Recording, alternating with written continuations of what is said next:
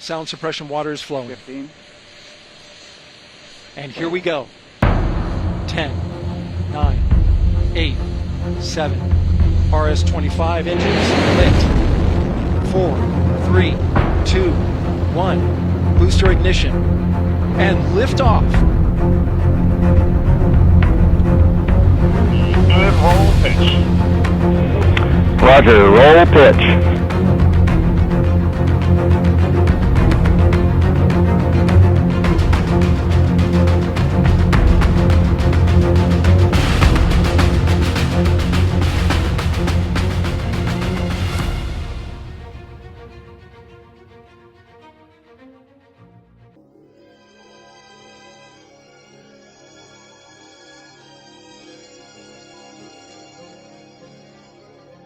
Regard not them that have familiar spirits, neither seek after wizards to be defiled by them. I am the Lord your God. We'll show 'em, won't we, boy? We sure will. Now, first of all, lad, we've got to get all these medieval ideas out of your head. Clear the way for new ideas. Knowledge of man's fabulous discoveries in the centuries ahead. Now, that'll be a great advantage, boy. Advantage indeed. If the boy goes about saying the world is round, they'll take him for a lunatic. The world is round? Yes, yes, that's right. And it also goes around. You mean it'll be round someday? No, it's round now. Man will discover this in centuries to come. And he will also find that the world is merely a tiny speck in the universe. Universe? You're only confusing the boy. Oh, of all the idiotic guys, blow me to Bermuda!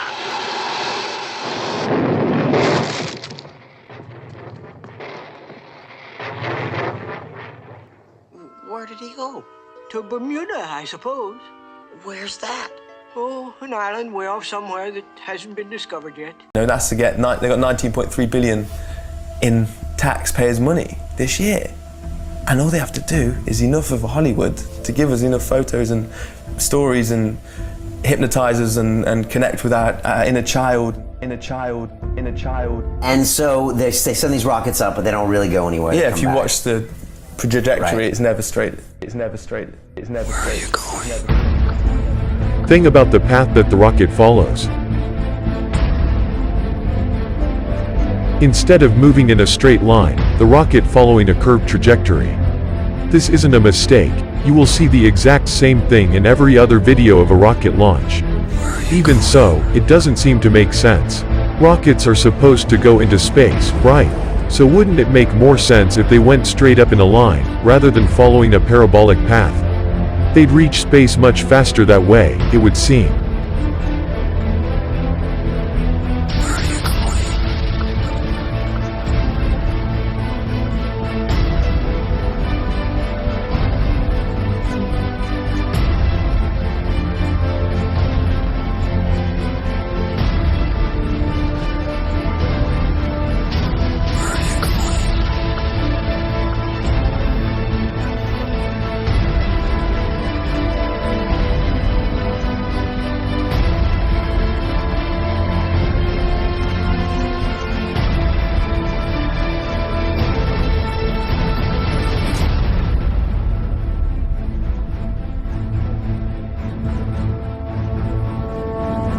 Sorry to tell you,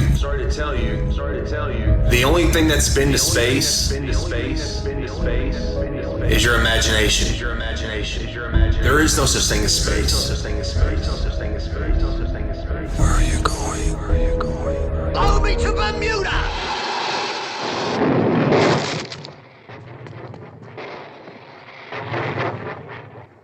Where did he go? To Bermuda.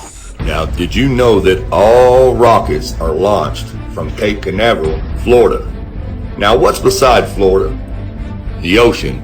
You know what's in the ocean beside Florida? The Bermuda Triangle. Now, why don't they launch rockets from Texas, or Colorado, or Kentucky? Because there's no ocean there for them to fall back into. And that is why they launch from Cape Canaveral, so they can drop it right in the Bermuda Triangle. And nobody ever know, nobody ever see, because nobody goes there. And that's why they made up all these fairy tale stories about boats and planes getting lost in the Bermuda Triangle, so stay away from it. But yet, the rockets fly straight over the Bermuda Triangle every time. And that's not to mention the fact that NASA has their tracking station located on the island of Bermuda, which also has an old naval runway located on it.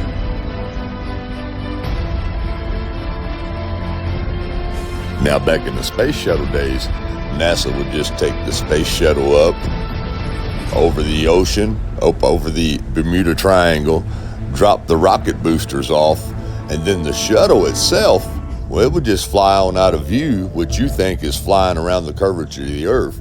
It would just fly out of view to where you can't see it anymore. And then everything that you see after that is some Hollywood, grainy, made-up footage that they show you that you cannot ever see with your own eyes.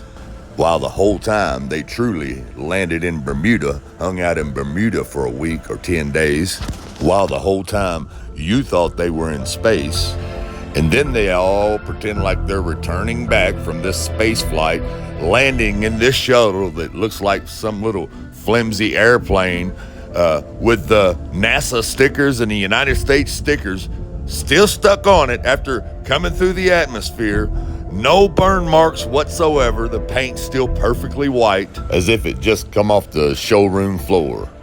And then you have the Apollo and the Artemis 2 missions where they perform what you call these splashdowns, meaning that the whole time, this whole week or so that went by, you thought they was in space, then all of a sudden they appear out of nowhere in a capsule with some parachutes on it and land in the ocean, and you believe that they just come from space.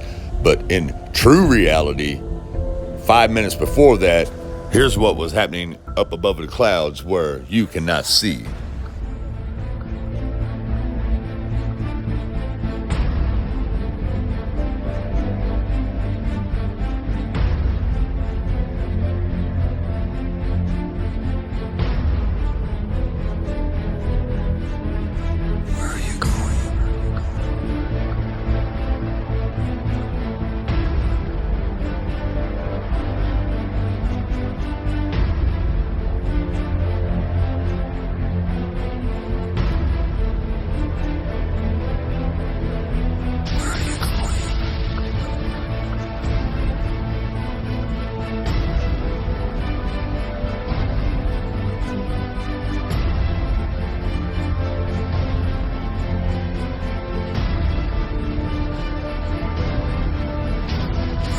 Now, after they pull their little airplane trick and they descend down far enough to be seen with binoculars and eventually the naked eye, that's when they switch over to the TV footage that make you think that they just came from space.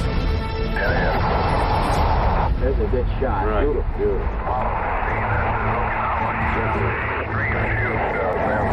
Sorry to tell you, the only thing that's been to space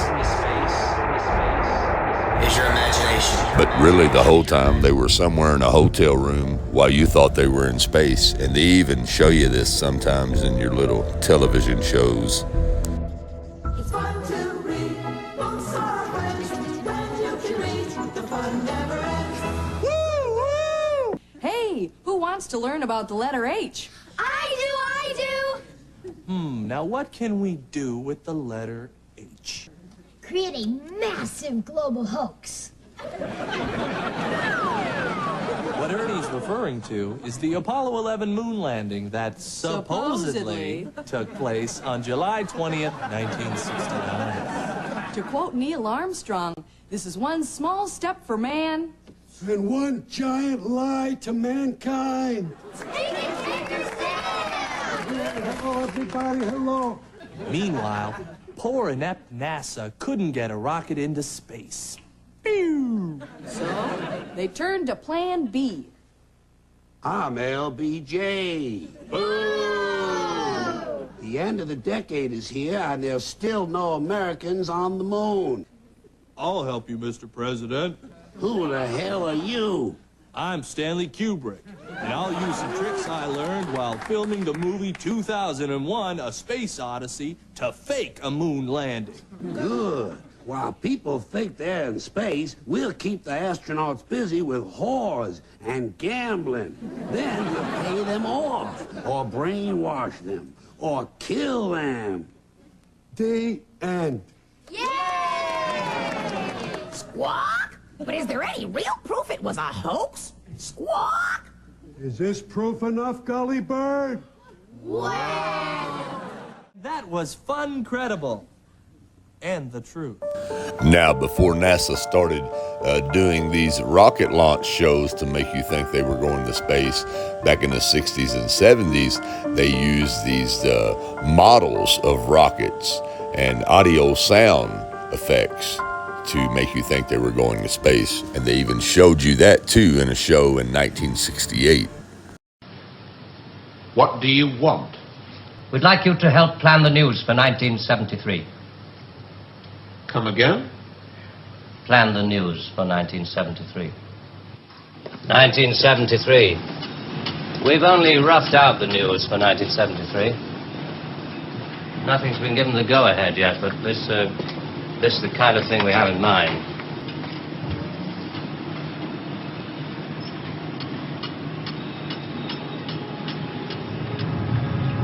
Today, April 14th, 1973. First historic pictures by Radstar of the combined U.S.-Russian landing on the moon. Shown here are Majors Webb and Mikhailovich taking their first steps into the unknown, firing their retro-rockets to land their spacecraft on the dust-covered surface. A comforting note for us stay-at-homes, both the Pentagon and the Kremlin have announced that the moon has no strategic value. Switch it off. This is going to happen in 1973. You're going to make this happen? No. We're going to make models, much cheaper. Then we photograph the models. Fake newsreels? That's fake newsreels. For the past 10 years, people have been looking at our fake newsreels and listening to our fake commentaries. And they accept it for the truth? And you can do it. Stop 100 people in the street. How many of them have actually seen a missile or a satellite? They're just told they exist and they believe it. Yes, you're getting there. I knew you would. Well, now the moon rocket and the satellite, that you can get away with. That's too remote for people to grasp. It's too far away. Perspex. Well, if this rocket doesn't work, then the others? They have a fireworks party at Cape Kennedy almost every other day. Well, you didn't really believe there were all these things whizzing about up there, did you? Sputniks and rockets. Astronauts crossing their legs for 8 days. How long has this been going on? Since Hiroshima. And nowadays, it's a whole lot easier for them to fool you because they don't have to use those old models as they did in the 60s and 70s. Nowadays, they just use their animation and cartoons to fool you. And the only thing that's real out of the whole thing is their little fireworks show at Cape Canaveral where everyone can go sit and watch this thing go up into the air and say, oh, I watched it, I seen it. But the rest of it, you've seen it all on TV, animation, CGI. And that part that you did watch live, as you see here, that rocket always curves off every time because there's a firmament there. Now, every now and then, you'll get the rockets who go up and kind of skid off of the aether, which is the fifth element, the layer below the firmament. That's why it looks like a boat skimming across water, because it's skimming across the surface of that aether. And nothing can get through this, just as the Bible says. They can sit there and skim off of it, just as you're seeing here, and give you some pretty little effects in the sky, but they cannot get through it. Every single rocket that you ever will see will always curve off or scrape along the aether underneath the firmament and give you these platonic pulses as you're seeing right here. But like I said, that's why their rockets curve off because they cannot get through the firmament. And this aether layer will stop you before you even get to the firmament, just as it did the amateur rocket launch in 2014, because that was not controlled by NASA and a government agency. It was amateur, so you can actually see the rocket being stopped by the aether below the firmament. Our mission as the Civilian Space Exploration Team is to be the first civilian team in history to launch a rocket that reaches space.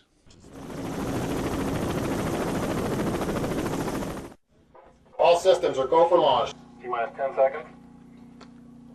9, 8, 7, 6, 5, 4, 3, 2,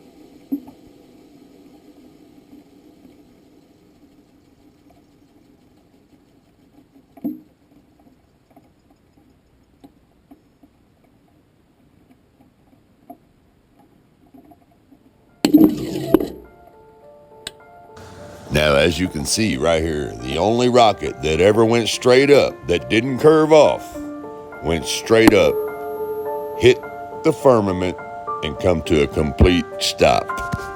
And another difference between this amateur rocket launch and NASA's rocket launches is right here, you can actually see what we know as the ice wall.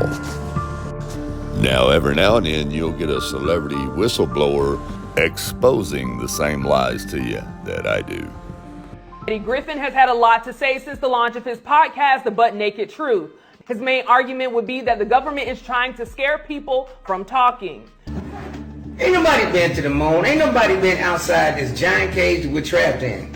The firmament is real. This is why rocket ships take off and they start shooting at an angle. Thing about the path that the rocket follows. Instead of moving in a straight line, the rocket following a curved trajectory. This isn't a mistake, you will see the exact same thing in every other video of a rocket launch. They'll scrape the firmament and they always land in the ocean. Behind.